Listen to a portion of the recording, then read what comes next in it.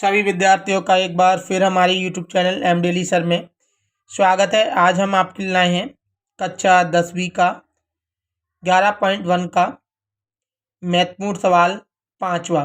त्रिज्या 21 सेंटीमीटर वाले वृत्त का एक चाप केंद्र पर 60 डिग्री कोण अंतरित करता है। ज्ञात कीजिए नंबर 1 चाप की लंबाई, नंबर 2 चाप द्वारा बनाए गए त्रिज्याखंड का क्षेत्रफल, नंबर 3 संगत जीवा द्वारा बनाए गए वृत्तखंड का क्षेत्रफल। चलिए देखिए हम इसे किस तरह से हल करेंगे। सबसे पहले हल डाल देते हैं। यहाँ पर हल हम देखेंगे, यहाँ पर हमारे पास दिया है, हम देखेंगे यहाँ पर हमारे पास त्रिज्या दी गई है 21 सेंटीमीटर, त्रिज्या यानी आर बराबर 21 सेंटीमीटर। हम देखेंगे यहाँ पर ये लिखा जा रहा है एक चाप केंद्र पर 60 डिग्री का कोण अंतरित करता है, मतलब थीटा दिया गया है हमारे पास कोण 60 डिग्री। इसे देखिए हम अगर चित्र के अनुसार समझें तो देखिए यहाँ पर एक हम वृत्त बनाते हैं। यहाँ पर एक केंद्र है, ये वृत्त आप प्रकार से बनाएं। केंद्र को मैं नाम ओ दे रहा हूं, ओ। यहाँ पर देखिए त्रिज्या इसकी जो दी गई है वो 21 सेंटीमीटर है, 21 सेंटीमीटर। इसके बीच में देखिए 60 डिग्री का कोण बन रहा है, तो ये हम देखेंगे इसकी ये त्रिज्या है, ये भी इसमें 21 सेंटीमीटर होगी, क्योंकि एक वृत्त की सभी त्रिज्याएं समान होती हैं। ये कोण है जो 60 डिग्री का बनता है।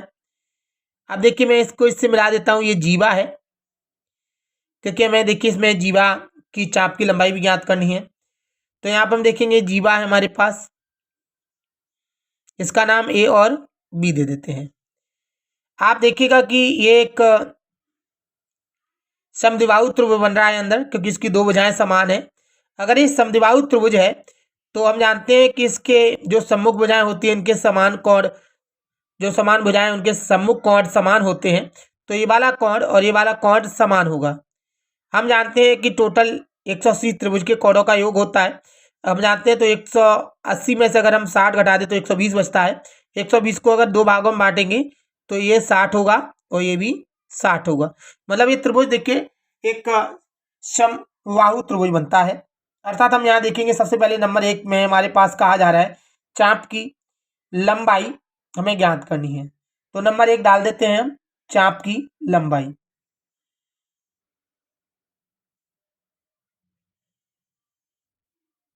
चाप की लंबाई का सूत्र होता है थीटा बटे 360 इंटू 2 पाई आर, वृत्त की परिधि।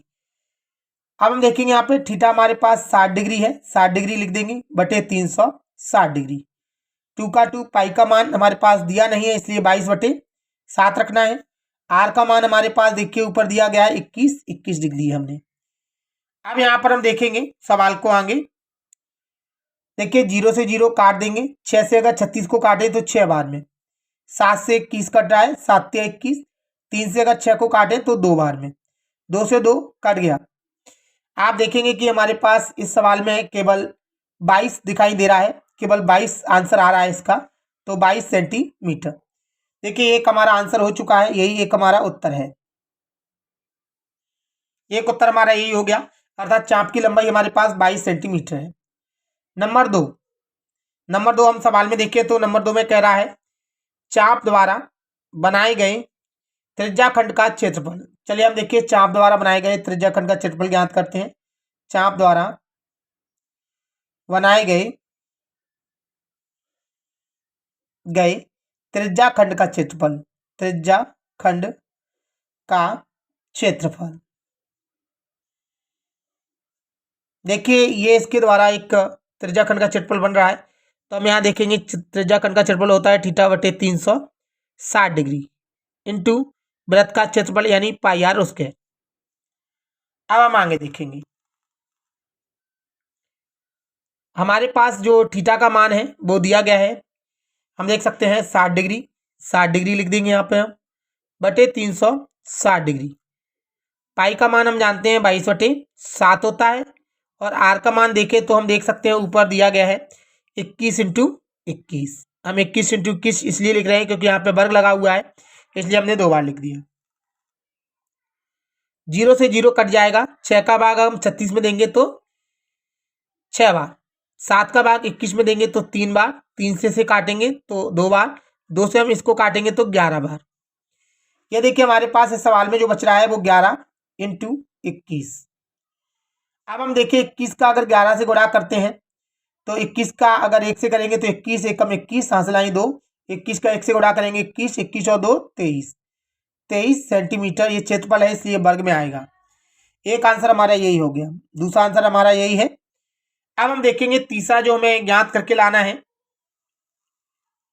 हम देख सकते हैं यहाँ पर कहता है संगत जीवा द्वारा बनाए गए वृत्तखंड का क्षेत्रफल। हमें देखिए संगत वृत्तखंड का क्षेत्रफल ज्ञात करना है, तो हम नंबर 3 डाल देंगे। संगत वृत्तखंड का क्षेत्रफल,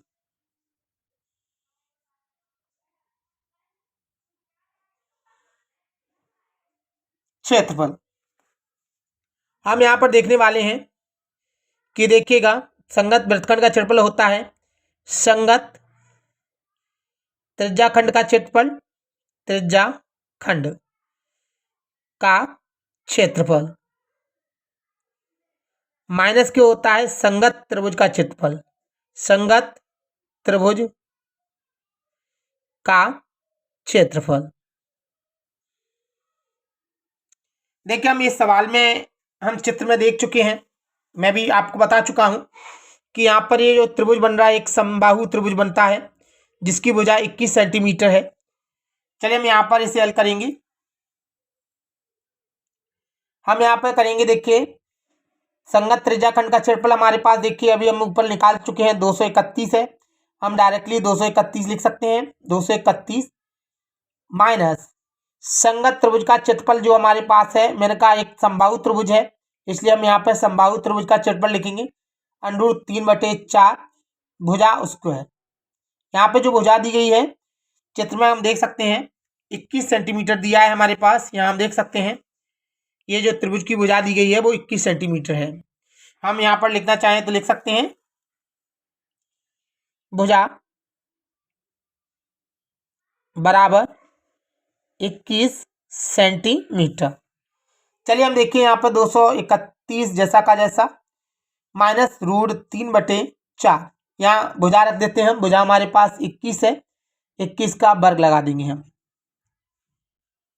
अब हम देख सकते हैं यहाँ पर 231 माइनस 21 का वर्ग हम देखते हैं, हम अच्छी तरह जानते हैं। देखिए 21 का वर्ग जो होता है वो 441 होता है, तो 441 ये अंडरूट से गुणा करेंगे तो √3 जैसा का जैसा 4 का 4, यही देखिए हमारा आंसर है सेंटीमीटर स्क्वायर, क्योंकि हमारे पास √3 का मान नहीं दिया। वैसे हम जानते हैं √3 का मान 1.732 होता है, लेकिन इस सवाल में नहीं दिया इसलिए हम यही आंसर कर देंगे, यही हमारा आंसर है। अर्थात हम कहेंगे तीसरा आंसर हमारा यही है। अगर आपको देखिए सवाल अच्छी तरह समझ में आया है तो आप हमारे वीडियो को लाइक करें और शेयर करें। अगर कोई दिक्कत आ रही है तो आप हमें कमेंट करके ज़रूर बताएं, हम कोशिश करेंगे आपको और भी अच्छा समझा सकें। अगर आप हमारे YouTube चैनल पर नए हैं तो आप हमारे YouTube चैनल को सब्सक्राइब करें और शेयर करें और वीडियो को लाइक करें। देखिए हम और भी वीडियो डालते रहेंगे जो परीक्षा की दृष्टि से बहुत ही ज़्यादा महत्वपूर्ण है।